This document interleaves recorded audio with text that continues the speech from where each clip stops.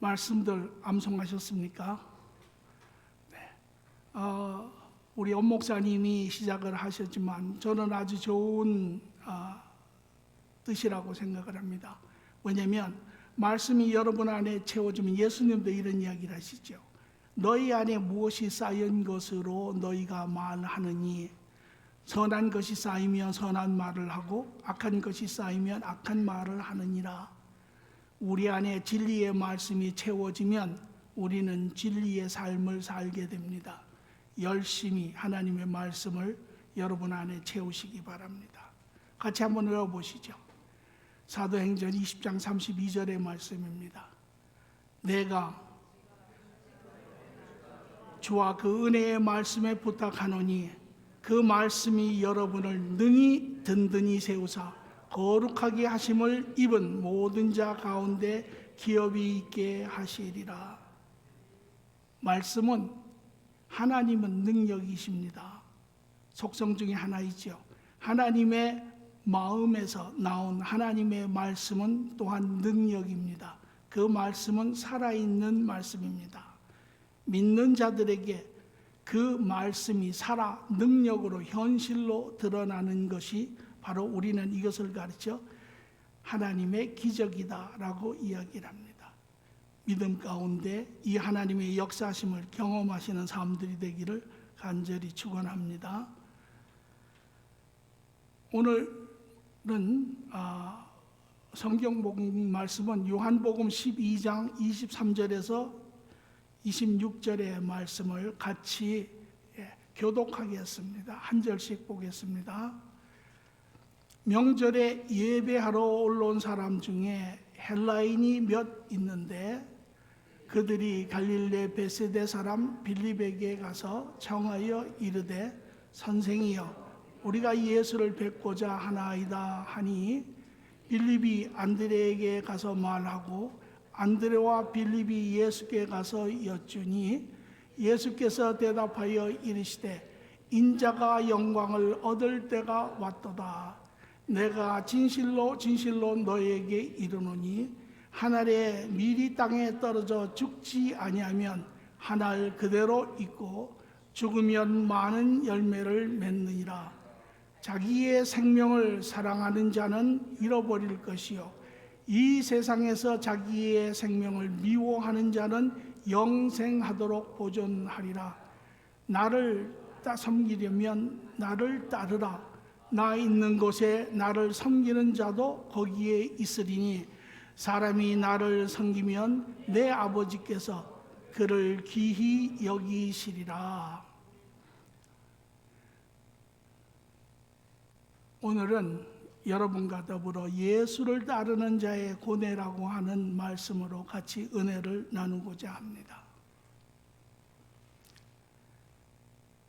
예수님을 아는 자는 예수님을 사랑하지요.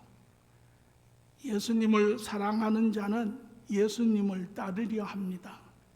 모든 믿음의 사람들의 마음의 원함입니다. 그러나 예수님을 따르려고 하면 우리의 삶의 현실 가운데 큰 고난이 생깁니다. 왜냐하면 예수님을 따르려고 하면 나를 내려놓고 내 삶의 영역이 내려놓고 주님을 따라야 하지요. 이러한 현실의 문제가 이제 나의 발목을 잡기 시작을 합니다. 내가 내 삶의 영역을 내려놓고 내 직장, 내가 일하는 것을 포기하고 내 삶의 목적을 포기하고 나아가서 내 가정까지도 내려놓고 내가 예수 그리스도를 따를 것인가? 그러면 내 가정은 누가 돌볼 것인가?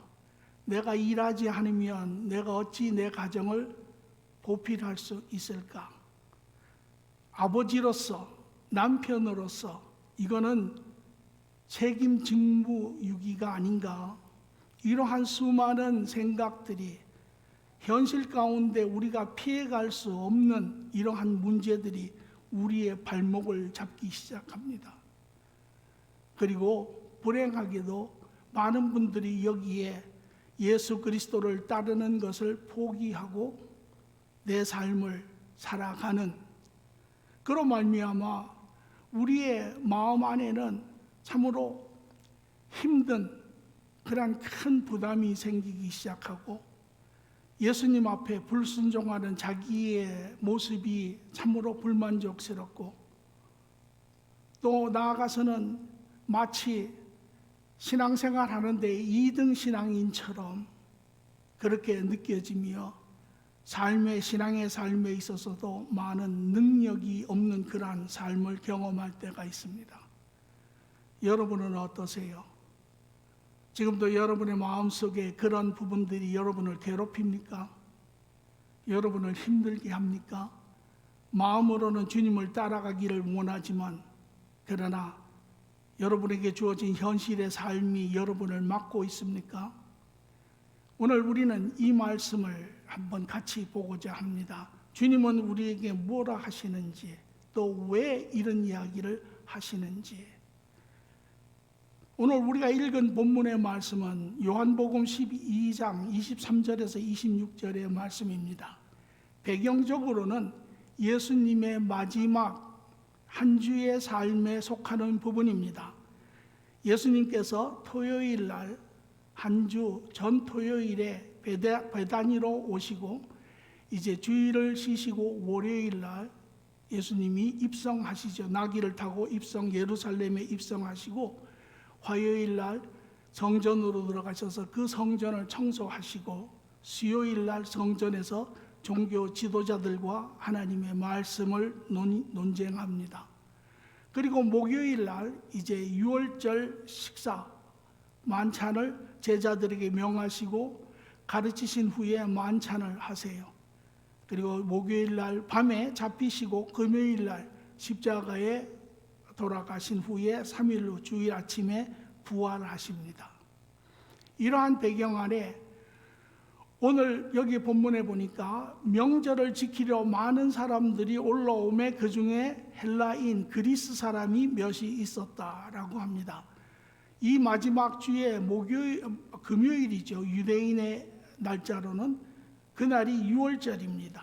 이스라엘 백성들의 가장 큰 절기이죠.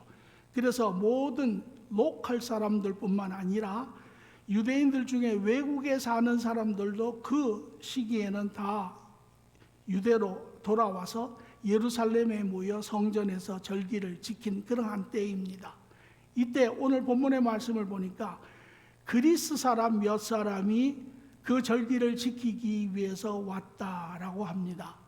다시 말하면 이제 유대인들 중에 외국에 사는 사람들을 통하여 이제 간접적으로 하나님의 그 복음을 들은 자들이죠. 그리고 하나님을 믿고 이제 절기를 지키러 왔습니다. 그런데 이들은 물론 이 하나님을 믿으며 예수 그리스도라고 하는 그 당시에 가장 큰 소식이라고 할 수 있죠. 이분에 대한 많은 크고 작은 이야기를 들었습니다. 그 윗절에 보면 나사로에 대한 이야기가 있지요. 그래서 죽은 나사로를 살리신 이, 기적과 이적의 사역을 하신 이가 누구이신가, 이들의 관심의 중심이었습니다. 그리고 예루살렘에 올라온 후에 그들의 첫 관심은 이 예수 그리스도가 누구인지 한번 알아봐야겠다라는 것입니다. 그래서 제자들을 통하여 예수님에게 줄을 대고 예수님 앞에 나옵니다.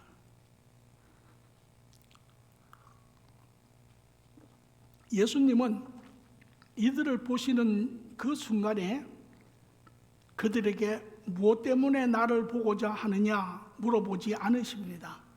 또 그들이 어떤 질문을 물었다라고 하는 내용이 없습니다. 그런데 예수님은 동문서답의 말씀을 하시기 시작을 해요. 마치 그들의 마음을 이미 읽고 알고 계시는 것처럼. 사실이 그렇죠. 그리고 예수님은 세 가지를 이야기를 하시며 마지막에 이런 이야기를 하세요. 사람이 나를 섬기려면 나를 따르라. 예수님은 이들이 하나님을 섬기는 자들인 줄 압니다. 또 예수님의 제자들도 마찬가지고 그들과 함께 온 유대인들도 마찬가지입니다. 그리고 그 절기를 성전에서 주님 앞에 예배를 통하여 제사를 통하여 섬기려고 하는 그들을 압니다. 그런데 예수님은 조금 다른 이야기를 하세요. 너희가 나를 섬기려면 나를 따르라. 오늘 여러분은 어떤 식으로 하나님을 섬기십니까? 주일날 예배드리러 오신 것, 그것도 한 분이죠. 또 여러분들이 말씀을 통하여 그분과 교제하고 기도 생활을 하는 것, 그것도 한 부분입니다. 그런데 주님은 오늘 우리 모두에게 말하기를 너희가 나를 섬기려면 나를 따르라 라고 이야기를 하세요. 그것이 참 섬기는 자의 삶이라는 것입니다. 예수님이 이 결론을 이야기하시기 위하여 세 부분을 이야기를 하세요. 첫 번째는 뭐니? 예수께서 대답하여 이르시되 인자가 영광을 얻을 때가 왔도다. 자기의 삶에 대해서 이야기를 하십니다. 영광을 얻을 때가 왔다. 다시 말하면 나의 죽음의 시간이 가까이 왔다. 이렇게 이야기를 하세요. 이것을 우리가 다른 부분에서 예수님이 표현하는 것을 보시면 마태복음 16장 21절에 이렇게 표현하세요. 이때로부터 예수 그리스도께서 자기가 예루살렘에 올라가 장로들과 대제사장들과 서기관들에게 많은 고난을 받고 죽임을 당하고 제3일에 살아나야 할 것을 제자들에게 비로소 나타내시니, 영광의 시간은 죽음의 시간을 이야기합니다. 그 죽음의 시간이 다가왔는데 이 죽음의 사건에 내포되어 있는 그분의 삶의 내용은 무엇인가 하면 마태복음 20장 28절에 이렇게 이야기를 하세요.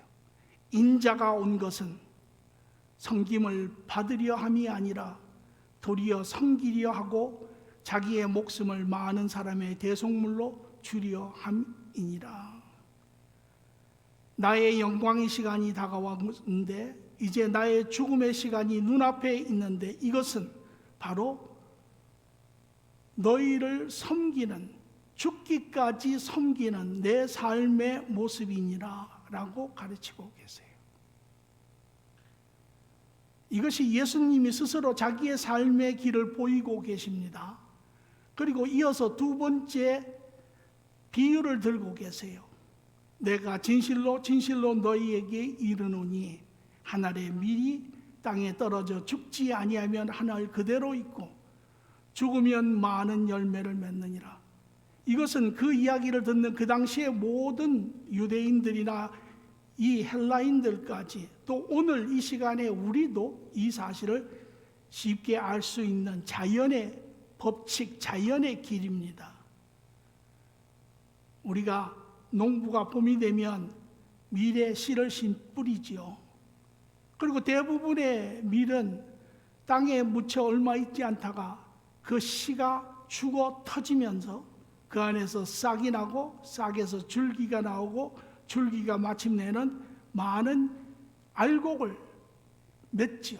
그래서 하나의 밀알이 떨어져 많은 알곡을 맺는 것, 수확하는 것을 우리가 보고 잘 압니다. 그러나 간혹 그 중에 떨어진 밀알 중에 하나가 죽어 터지지 아니하고 그대로 있다가 썩어 없어지는 것을 봅니다. 아무것도 맺지 않는 그러한 밀알의 삶을 이야기합니다. 예수님이 이 비유를 들어 이야기할 때 이미 많은 사람들은 그 뜻을, 의미를 이미 알고 있습니다. 그리고 세 번째, 마침내 예수님은 그들의 삶에 대해서 이야기를 하고 있습니다. 너희가 이 세상에 살고 있고 다른 사람도 살고 있는 그 삶을 보라. 자기 생명을 사랑하는 자, 자기의 삶을 사랑하고 자기를 사랑하고 자기의 삶을 사랑하고 그래서 자기의 삶만을 위해서 사는 자, 마치 죽지 아니하는 한 알의 밀알과 같은 삶은 너희가 이 땅에 살지만 너희의 삶은 영향력이 없으며 어떠한 그러한 열매도 맺지 아니하며 너희가 이 땅에 죽을 때 그러나 너희는 나에게 속하지 아니한 자라. 영원한 너희의 삶을 잃어버릴 것이며 그러나 자기를 미워하는 자, 오히려 자기의 삶을 내려놓고 나아가 세상에 영향력을 미치며 많은 사람들을 같이 세우는 자의 삶은 비록 이 땅에 어려움이 있다 할지라도 그는 나에게 속한 자라. 나와 함께 영원한 삶을 누리리라 라고 이야기를 하세요. 이 세 가지를 통해서 예수님은 섬기는 자가 살아야 하는 그 삶의 길을, 바른 길을 보이고 계세요. 너희가 나를 사랑하느뇨, 너희가 나를 섬기고자 하느뇨, 그리하면 나의 길을 따르라.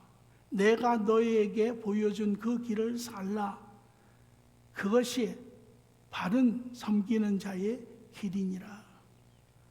아마 이 당시에 이 이야기를 들은 모든 헬라인이나 유대인이나 다 마음에 큰 고뇌가 있었을 것이에요.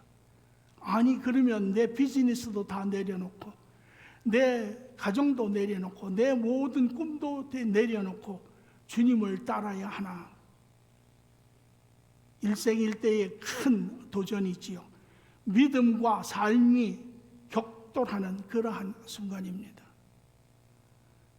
오늘 우리 모두도 어떤 삶의 영역의 시간에 있어서 이런 부분들을 한 번쯤 경험해보고 여러분들 중에는 또 믿음이 삶보다 더 커서 그럼에도 불구하고 예수님을 따르는 사람도 있습니다.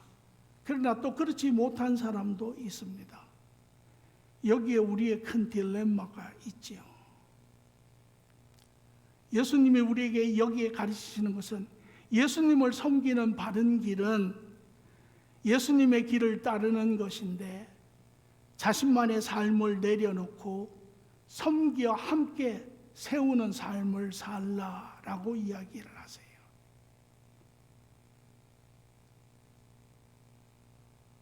여러분 가운데 불가합니다 라고 말하시는 분도 있고 제가 더 20년 더 살고 우리 가정을 다 보살핀 후에 제가 그때 주님 길을 따라가겠습니다 라고 이야기하시는 분도 있고 또 여러분 신앙 가운데 벌떡 일어나 따르는 분도 있을 것입니다. 그럼에도 불구하고 우리 모두에게 고뇌의 시간입니다. 어떻게 이러한 고뇌를 넘어서 예수님을 따를 수 있습니까? 우리 모두는 예수님을 따르기를 원합니다. 그러나 주님이 나를 따르라 말씀을 통하여 우리에게 전폭적인 내려놓음을 요구하고 계세요. 불가한 것을 주님께서 하라고 하십니까? 불가한 것이 아니라면 그러면 무언가가 잘못이 됐죠. 왜?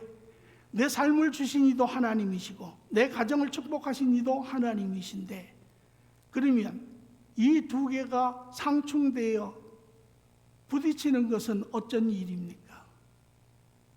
오늘 우리는 그 하나님의 원 내용을, 마음을, 의도를 우리는 같이 보고자 합니다. 첫째, 삶의 목적을 정립하여야 합니다. 삶의 새로운 목적을. 무슨 소리입니까? 맞습니다. 하나님, 예수님의 길, 예수님이 우리에게 요구하시는 그 길은 우리에게 온전한 헌신을 요구하고 계세요. 내려놓음을 요구하고 있습니다. 여러분, 이 내려놓음에는 두 가지의 내려놓음이 있습니다. 하나는 내적인 내려놓음이 있고 다른 하나는 외적인 내려놓음이 있습니다. 내적인 내려놓음은 바로 내 삶의 목적이 바뀌는 것입니다. 외적인 내려놓음은 내 삶의 영역이 바뀌는 것입니다. 여기에 중요한 것은 우리는 대부분 이 내적인 내려놓음의 부분에 대해서는 잘 모릅니다. 그리고 외적인 내려놓음, 헌신을 요구하기 때문에 우리에게는 이것이 아주 어렵습니다. 우리의 내적인 요구, 내려놓음이 외적인 요구의 선행이 되어야 합니다. 그리할 때 우리는 주님을 따르는 것이 가능하여집니다. 그러면 내적인 내려놓음은 무엇입니까? 그것은 바로 우리의 삶의 목적이 달라지는 것입니다. 우리가 예수님을 만나기 전에 세상으로부터 받은 또 배운 우리의 삶의 목적은 나를 위해 사는 것입니다. 나의 만족, 나의 기쁨, 나의 행복, 나의 충족을 위해서 사는 것입니다. 그리고 나와 내 사랑하는 이들을 행복하게 하는 삶, 이것이 우리가 세상에서 배운 삶이고 우리는 이제까지 그것을 충실히 잘 지켜왔습니다. 그리고 우리가 하는 모든 삶의 영역의 행위는 그 만족한 것을 채우기 위해서 최선을 다했습니다. 그런데 벼랑간 우리에게 완전한 헌신을 요구할 때 우리는 이 모든 것을 내려놓기가 너무나 힘이 듭니다. 그러면 어떻게 내적 내려놓음이 이루어질 수 있는가? 그것은 여러분이 예수 그리스도를 만나면 시작이 됩니다. 예수 그리스도를 통하여 하나님과 관계가 회복이 되면 이제 우리는 하나님과 더불어 하나님의 진리의 영역들을 그분의 원하심을 우리는 보게 됩니다. 그것이 무엇입니까?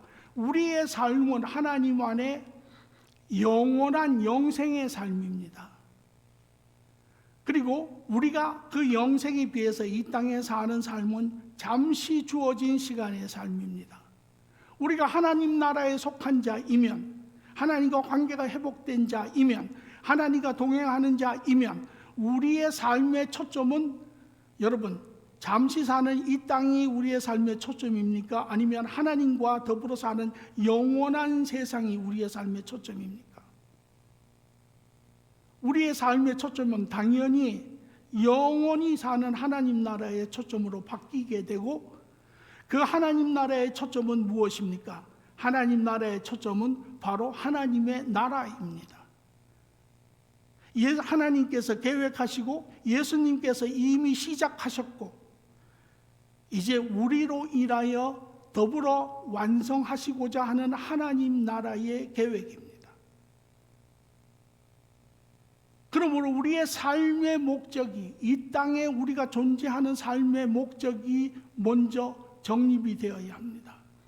내적인 내려놓음은 세상에서 배운 나 중심, 나만의 만족을 내려놓고 이제 하나님 나라의 삶의 목적인 하나님 나라를 우리가 받아들이는 순간 우리의 내적인 내려놓음이 시작이 되는 것입니다.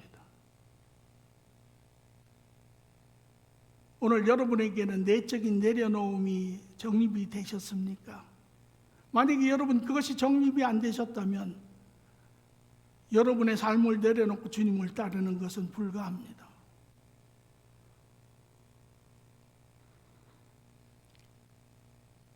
내적인 내려놓음은 우리의 삶의 방향을 정합니다. 우리의 삶의 모든 일의 원동력이 됩니다. 이것은 마치 내적인 내려놓음이 없는 자는 마치 달리는 자가 정확히 무엇을 향해서 가야 할지를 모르는 것 같습니다. 중구난방으로 자기가 원하는 방향으로 가지요. 주님께서는 너희가 나를 섬기는 자이면 나를 따르라. 거기에는 나를 따르기 이전에 너희가 나를 아느니요. 그것이 먼저 하는 질문입니다. 오늘 저는 여러분 모두가 주님을 아는 자 되기를 원하시고 그로 말미암아 주님 안에 여러분의 보다 큰 그림이, 삶의 목적이, 우리가 왜 이 땅에 존재하는가, 우리가 이 땅에서 무엇을 하며 살아야 하는가가 내가 이 땅에서 무엇을 해야 하는가 보다 선행이 되어야 합니다. 먼저 정립이 되어야 합니다. 그래서 예수님께서 유언으로 마태복음 28장 18절에 20절에 그렇게 이야기하시죠.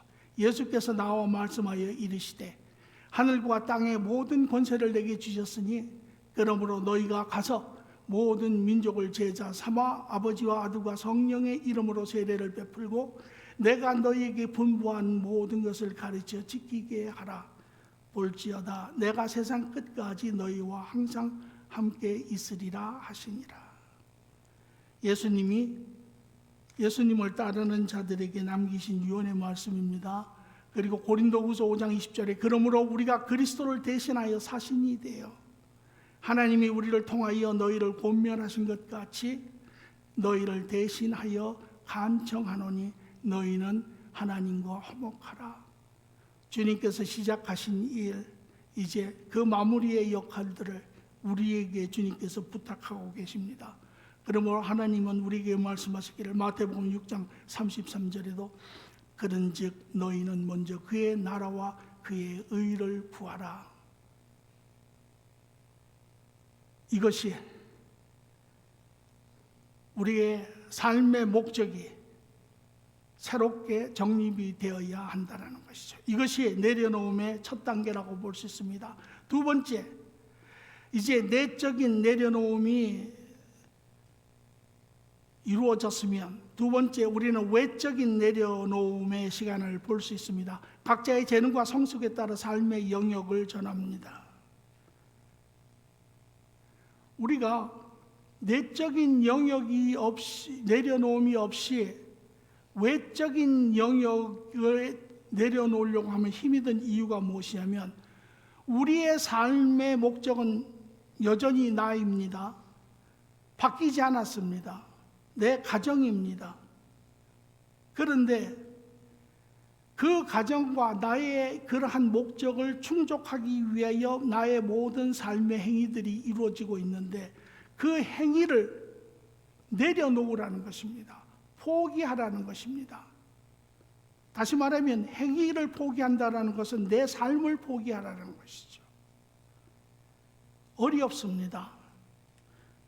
특별히 마태복음 16장 24절에 이에 예수께서 제자에게 이르시되 누구든지 나를 따라오려거든 자기를 부인하고 자기의 십자가를 지고 나를 따를 것이라. 우리 선배 목사님들이 참으로 신앙에 많은 각고의 헌신을 하셨습니다. 그러나 그분들이 또한 실수한 부분들도 있습니다. 특히 그 중에 하나가 이 헌신에 대한 전체적인 포기에 대한 부분들을 많이 강조를 하셨어요. 그러다 보니 그것이 많은 성도들의 마음 가운데 짐으로, 무거움으로, 고뇌로 남아있는 부분들이 있지요. 우리가 삶의 영역에서 행하는 모든 행위들은 한 가지의 공통점을 가지고 있습니다. 그것은 무엇이냐면 사람을 섬기는 것입니다. 여러분이 하는 여러분의 커리어가 무엇이든 간에 예를 들어서 의사는 사람들의 건강을 잘 돌보아 줌으로 사람들을 섬기는 역할을 합니다. 음식점을 하는 사람들은 사람들이 필요한 영양분들을 맛있는 음식을 공급함으로 사람들의 섬기는 역할을 감당합니다. 교사는 아이들의 자람에 있어서 지적인 또 인성적인 어떠한 교육을 시킴으로 그들을 섬기는 역할을 합니다. 또 비즈니스를 하는 사람은 사람들이 필요한 그러한 물건을, 좋은 물건을 좋은 가격에 제때에 공급함으로 사람을 섬기는 역할들을 합니다. 모든 영역은 다 동일하게 사람을 섬기는 역할을 합니다. 그럼에도 불구하고 우리는 마치 그 하는 영역에 옳은 것이 있고 틀린 것이 있는 것 마냥 우리가 하는 모든 영역의 일들이 다 목사가 되고 선교사가 되고 사역자가 되지 않으면 잘못된 것 마냥 이야기를 우리는 들어왔습니다. 그것은 옳은 것이 아닙니다.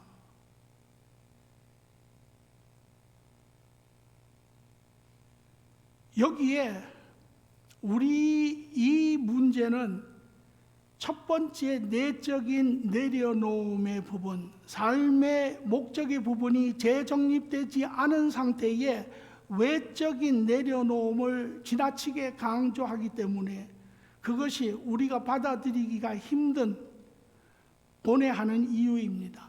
그러나 여러분의 내적인 내려놓음이 삶의 목적이 새롭게 정립이 되면 여러분이 어느 영역에 있든 간에 여러분이 하는 모든 것은 여러분의 목적을 이루기 위한 행위로 이루어집니다. 그러므로 여러분이 있는 그 영역에서 여러분이 이루고자 하는 그 목적을 바라보며 나아가기 시작을 합니다. 그러면 여러분의 태도가 달라지죠. 우리의 태도는 더 이상 사람에 대한 어떤 적대적인 그러한 태도가 아니라 그들을 소중히 여기고 그들에게 친절하고 그들에게 더 다가가며 그들을 세우려고 하는, 그들의 이 유익함을 끼치려고 하는 그러한 자의 삶이 됩니다. 이러하면 세상의 사람들은 여러분의 선한 행위를 통하여 살아계신 하나님을 만나게 되고 하나님에게로 돌아오는 역사가 일어나기 시작을 합니다. 이것이 바로 여러분이 예수 그리스도를 쫓아가는 길입니다. 여러분의 삶의 모든 행위는 다 여러분의 목적인 하나님의 나라를 이루고자 하는 곳에 초점이 맞춰져 있고 그의 같은 영역을 걸어가기 시작하는 것입니다. 예수님께서 우리에게 이야기하신 것은 바로 이 부분입니다. 나의 길을 따르라. 너의 삶 전체를 통하여, 너의 삶을 통하여 나의 길을 따를 수 있느니라. 너의 길을 통하여 사람들을 섬기며 더불어 그들을 세우며 영향력을 끼치며 살아계신 하나님을 만나게 하며 열매 맺는 삶을 얻을 수 있느니라. 이것이 주님의 길을 가는 우리의 실질적인 삶의 내용인 것입니다. 저는 여러분 모두가 이 시간 하나님의 말씀 가운데 여러분의 마음의 짐들이 내려지고 여러분이 자유함을 얻고 나아가 하나님 앞에 고백하기는 주님, 이제는 제가 주님과 같이 갈 수 있습니다.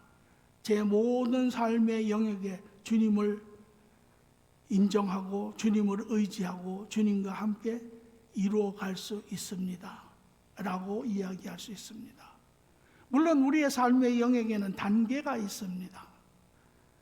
신앙이 어릴 때는 있는 자리 그 자리에서 내적인 외적인 내려놓음을 통하여 주님과 동행할 수 있습니다. 그러나 여러분의 신앙이 자라고 하나님과의 관계가 자라고 여러분이 성숙하여지면 이제 여러분은 마음속에 그런 생각이 듭니다. 아, 내가 하나님과 좀 더 가까이, 내가 하나님의 그 삶의 영역에 더욱더 헌신하기를 원한다. 그래서 우리는 세상을 돌아보면 주위에 많은 사람들이, 비즈니스를 하는 사람이, 또 예능 쪽에 있는 사람이, 예술을 하는 사람이, 각 분야에 있는 사람이 어느 날 갑자기 자기의 영역을 바꾸는 것을 봅니다. 옛 일을 내려놓고 이제 사역자, 전문 사역자가 되어서 그 길을 가는 것을 봅니다. 그것은 여러분의 신앙의 자리가 바뀌면서 자연스럽게 이루어지는 것입니다. 하나님을 쫓으라 하는 것은 그날 당장 여러분이 사역자가 되고 또 미셔너리가 되라는 이야기가 아닙니다. 여러분이 있는 그곳에서 주님과 걸으시며 하나님의 주시는 그 은혜에 따라 여러분이 이제 어느 시점에 가면 나는 더욱더 하나님과 깊게 하나님의 이 일을 감당하기를 원한다 할 때 자연스럽게 일어나는 그러한 모습입니다. 이것이 오늘 주님이 우리에게 말씀하신 대로 나의 길을 따르라. 여러분은 그 길을 따르고 계십니까? 아마 여러분 가운데는 여러분이 알게 모르게 이미 그 길을 따라가시는 분도 있습니다. 또 그렇지 않은 분도 있을 수 있습니다. 그러나 오늘 이 진리의 말씀을 통하여 여러분 모두, 우리 모두가 그 주님을 따라가는 삶을 살기를 원합니다. 왜냐? 주님은 여기서 끝나지 않고 그를 따르는 자들에게 이렇게 이야기하십니다. 사람이 나를 섬기면 나를 따르라. 나 있는 곳에 나를 섬기는 자도 거기에 있으리니 사람이 나를 섬기면 내 아버지께서 그를 귀히 여기시리라. 하나님께서 그 사람을 귀히 여기신다라는 것이에요. 하나님께서 내가 너를 아노라. 그리고 내가 너를 귀히 여기리라. 요한복음 15장 10절에 보니 내가 아버지의 계명을 지켜 그의 사랑 안에 거하는 것 같이 너희도 내 계명을 지키면 내 사랑 안에 거하리라.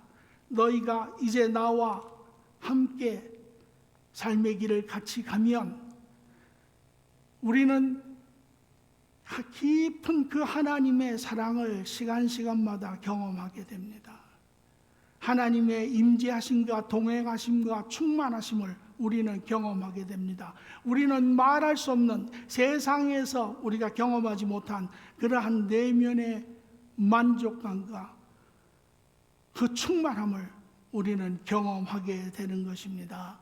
뿐만 아니라 마태복음 19장 29절에 제자들이 이렇게 이야기합니다. 내 이름을 위하여 집이나 형제나 자매나 부모나 자식이나 전토를 벌인 자마다 여러 배로 받고 또 영생을 상속하노라. 무슨 소리입니까? 그러한 자는 하나님이 여러분의 삶을 축복하시고 책임지신다라는 것입니다. 하나님이 여러분을 축복하세요. 하나님이 여러분의 형편을 통해서, 하나님이 여러분의 여건을 통해서, 여러분의 일하는 그 영역을 통해서 하나님이 축복하세요. 또한 여러분이 세운 영향력을 끼친 그 사람들이 여러분에게 돌아와 여러분을 축복하기 시작합니다. 이것이 여러분이 나누지만 부족하지 아니한 이유입니다. 저는 목회자로 오래 삶을 살았지요. 그러나 부족함이 없었습니다.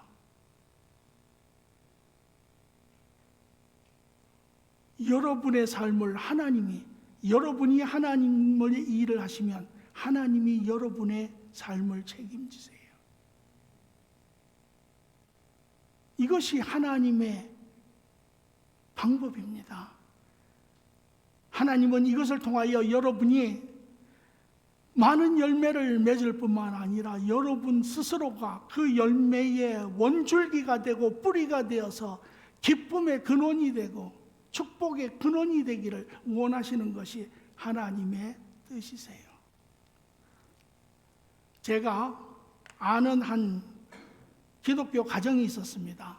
여러분 아시는지 모르지만 1992년에 LA 라이엇이 생긴지요. 캄튼이라고 하는 마을을 중심으로 해서 흑인가가 전부 다 폭동을 일으켰습니다. 엄청난 큰 폭동이었습니다. 그 캄튼이라고 하는 흑인촌에는 한국 사람들이 많이 들어가서 장사를 하고 있었어요. 그때 제가 전도사였는데 그때 막 불나는 가게에 밴 몰고 가서 물건을 막 빼오고 그런 기억이 납니다. 그 사람 주인이 전화를 해가지고 빨리 와서 물건 좀 빼달라고 해서, 그때 이 한 그 기독교 가정의 집사 부부가 그 캄튼에서 조그만한 이 마켓을 했어요. 그런데 평상시에도 이 부부는 그리스도를 따라가는 그러한 삶을 살려고 애를 썼습니다. 캄튼이라고 하는 이 흑인 마을이 아주 좀 살벌합니다. 그래서 평상시에도 보면 흑인 아이들이 들어와서 물건을 훔쳐가고 또 흑인들이 와서 돈을 요구하고 한 아주 그러한 곳이었어요. 그럼에도 불구하고 이 부부가 아이들이 훔쳐가도 물건을 주고 또 다른 사람이 와서 돈이 없어도 물건을 주고 그렇게 돕는 삶을 살았습니다. 라이엇이 일어나고 그 수많은 가게들, 한국인 가게들 모두가 노략질 당하기 시작을 했습니다. 흑인들이, 화난 흑인들이 와서 물건 가게를 다 부수고 물건을 다 훔쳐가고 불을 지르고 이런 일이 있었습니다. 그런데 이 부부의 마켓에 놀라운 일이 생겼습니다. 그 와중에 나중에 불이 끝난 다음에 가보니까 그 가게는 하나도 타지 않았습니다. 그 이유인즉슨 그 폭동이 일어나는 동안 흑인들이 와서 그 가게를 지켰습니다.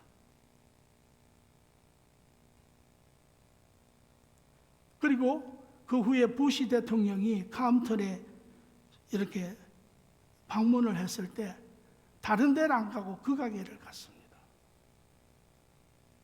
그리고 아주 참 그의 삶이 영화로워지는 그러한 삶의 모습을 보았습니다. 오늘 저는 여러분 모두, 우리 모두가 이러한 하나님의 영화로움을 경험하며 정말 하나님이 우리를 높이시는 그러한 삶을 살기를 축원합니다. 그래서 마태복음 6장 31절 33절도 이렇게 이야기하시죠. 그러므로 염려하여 이르기를 무엇을 먹을까 무엇을 마실까 무엇을 입을까 하지 말라. 이는 다 이방인들이 구하는 것이며 하나님을 모르는 자들이 이 땅에 살며 사는 삶의 모습이나 너희는 하늘아버지께서 이 모든 것이 너희에게 있어야 할 줄을 아시느니라. 그런즉 너희는 먼저 그의 나라와 그의 의를 구하라.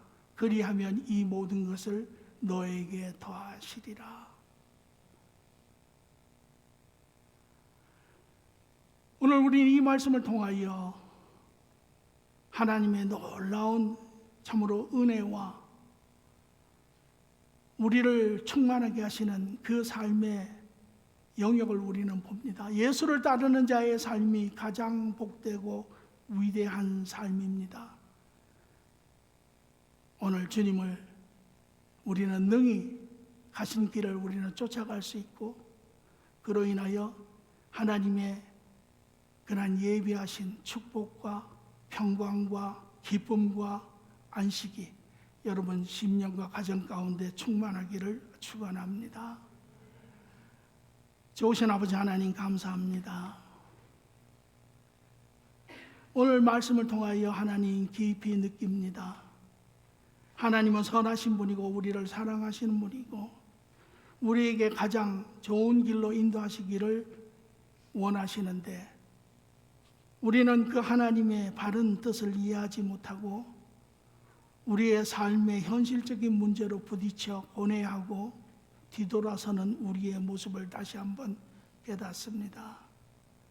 오늘 하나님 우리를 자유케 하심을 감사하며 나아가 우리의 삶에 부딪혀지는 그 삶의 문제마다 우리가 이해하지 못하는 우리가 잘못 이해하는 그러한 부분들을 깨닫게 하시어 오늘도 참으로 기쁘게 힘있게 주님을 쫓아 이 땅에 많은 생명들을 영향력 가운데 세우며